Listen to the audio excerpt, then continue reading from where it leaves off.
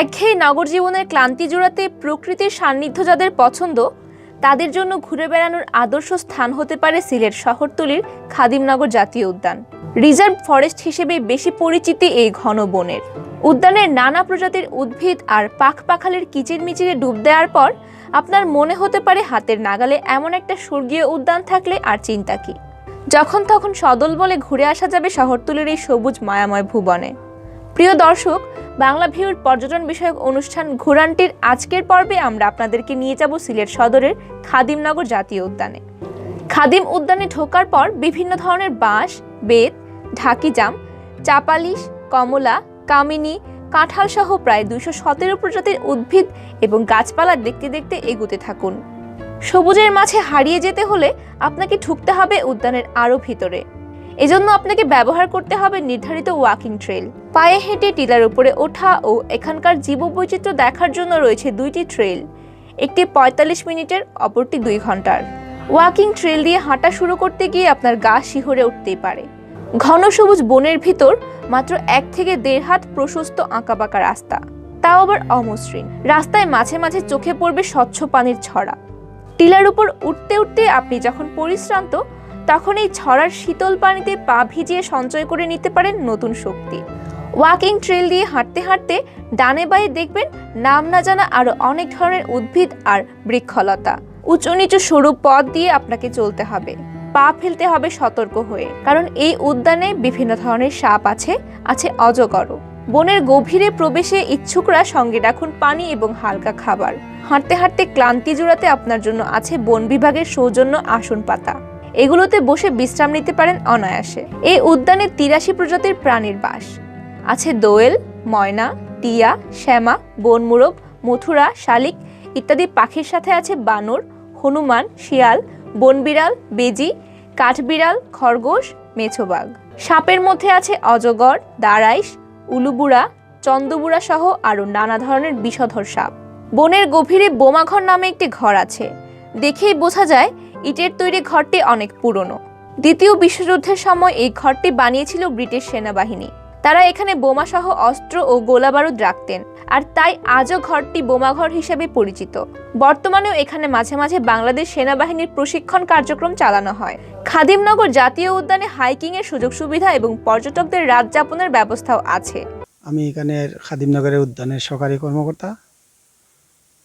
খাদিমনগর, আমার নাম শাহিন আহমেদ। আমাদের এখানে উদ্যানের মাশাআল্লাহ অনেক কিছু আছে।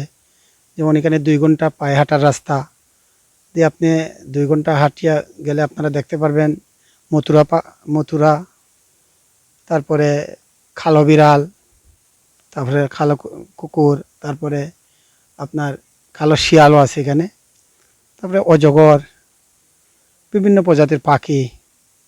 তারপরে এখানে বেত বাগান আছে, অনেক বড় বেত বাগান। আর আমার পর্যটকরা আসে, বিশেষ করে এখানে গরম দিনও অনেক এলাকার লোক বাইরের থেকে আইসা এখানে সময় কাটায়, যে আবহাওয়াটা ভালো। আর শীত মৌসুমিতে এখন সূর্য দেখা যায় না, প্রায় এখানে সূর্য দেখাই যায় না আমাদের এখানে। মানে ভালোই লাগে আমাদের এখানে, আর আমাদের গাছপালা ভরপুর। এই করোনাকালে দেশের অন্যান্য পর্যটন কেন্দ্রের মতো দীর্ঘদিন খাদিমনগর জাতীয় উদ্যানেও পর্যটক প্রবেশ নিষেধাজ্ঞা ছিল। সম্প্রতি সেই নিষেধাজ্ঞা উঠলেও পর্যটকদের মনের ভীতি এখনো সম্পূর্ণ দূর হয়নি, আর তাই আগের মতো জমজমাট নয় এই উদ্যান। তবে তারা আস্তে আস্তে আসতে শুরু করেছেন।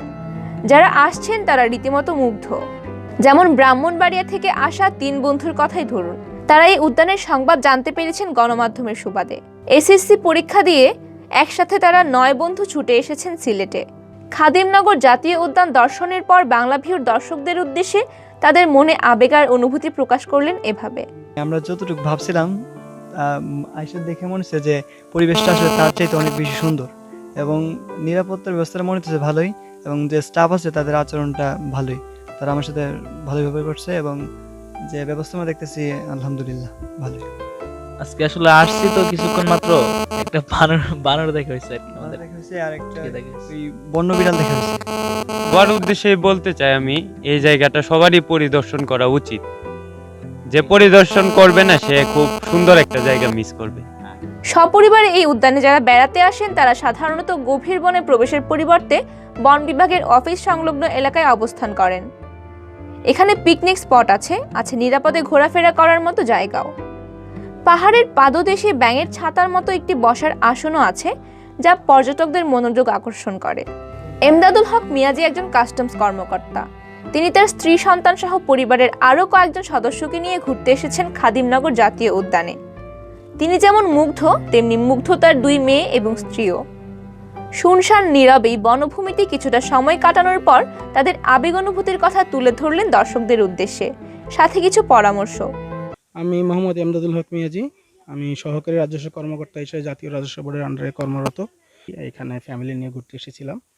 তো বাংলাদেশের মধ্যে সিলেট অন্যতম পর্যটন সম্ভাবনাময় স্থান, যার মধ্যে খাদিমনগর জাতীয় উদ্যান অন্যতম। এখানে নিরিবিলি পরিবেশ, হাইকিং করার জন্য অত্যন্ত চমৎকার ব্যবস্থা রয়েছে, লোকাল গাইড আছে, আপনারা যারা ইচ্ছা করেন আসতে পারেন। এছাড়া এখানে রোপওয়ের মাধ্যমে ট্রাভেল করার ব্যবস্থা আছে, বাচ্চাদের নিয়ে ফ্যামিলি নিয়ে অত্যন্ত সুন্দর ব্যবস্থা। তবে সমস্যা এখানে আছে কিছু, সেটা হলো আমাদের যাতায়াতের যে রাস্তাটা আমরা দেখলাম খুবই অনুন্নত, একটু বৃষ্টি হলে কাদা পানি জমে যায়। আমি লোকাল কর্তৃপক্ষের এবং সাথে এখানে যারা রোডস অ্যান্ড হাইওয়ের ব্যবস্থাপনক যারা আছে তাদের প্রতি অবশ্যই এখানে অনুরোধ করব যাতে এই রাস্তাটার একটু উন্নয়নের ব্যবস্থা করেন। আমার এই জায়গাটা খুবই ভালো লেগেছে এবং যেই সুন্দর এই জায়গাটা, এটা আমার অনেক ভালো লেগেছে। আমার নাম নাসরিন নোমান। এখানে পরিবার নিয়ে ঘুরতে এসেছিলাম আমরা বাচ্চাদেরকে নিয়ে। একদম সম্পূর্ণ প্রাকৃতিক পরিবেশ এখানে সিলেটে, খুবই ভালো লেগেছে আর খুব অ্যাডভেঞ্চারাসও লেগেছে। একদম বন পাহাড়ের ভিতর দিয়ে রাস্তা, উঁচু নিচু, খুবই সুন্দর। এত সুন্দর গাছগাছালি, একদম সুন্দর মনোরম প্রাকৃতিক পরিবেশ। বন বিভাগের কটেজ ছাড়াও এখানে 10টি তাঁবুও আছে নিশিযাপনে ইচ্ছুক পর্যটকদের জন্য। প্রতিটি তাঁবুতে 2 জন করে 20 জন থাকার ব্যবস্থা আছে বলে জানালেন বন কর্মকর্তা শাহিন। 2006 সালে সরকারিভাবে জাতীয় উদ্যান ঘোষণা করা খাদিমনগরের এই বনভূমিকে এরপর এখানে পর্যটকদের জন্য কিছু সুযোগ সুবিধা বৃদ্ধি করা হয়েছে। আরও সুযোগ সুবিধা বৃদ্ধির প্রস্তুতি আছে বলেও জানালেন তারা। এই উদ্যানে প্রবেশের 2টি পথ রয়েছে, একটি খাদিমনগর চৌমুহনী দিয়ে আর অপরটি সাহেব বাজার হয়ে। 2টি পথে আপনি পাবেন চা বাগানের অপার সৌন্দর্য, চা শ্রমিকদের ঘরবাড়িগুলো হাতে আঁকা সুন্দর এক একটা ছবির মতো। উদ্যান দেখার পাশাপাশি চা বাগানের সৌন্দর্য মানে এক ঢিলে 2 পাখি মেরে আসবেন আপনি অনায়াসে। সিলেট তামাবিল সড়ক ধরে 8 থেকে 9 কিলোমিটার এগুলেই খাদিমনগর চৌমুহনী। এবার হাতের বাঁয়ের সরু পথ ধরে যেতে যেতে আপনি দেখতে পাবেন বুরজান চা বাগানের কারখানা, চা শ্রমিকদের মন্দির ও রাস্তার দুধারে চা শ্রমিকদের ঘরবাড়ি।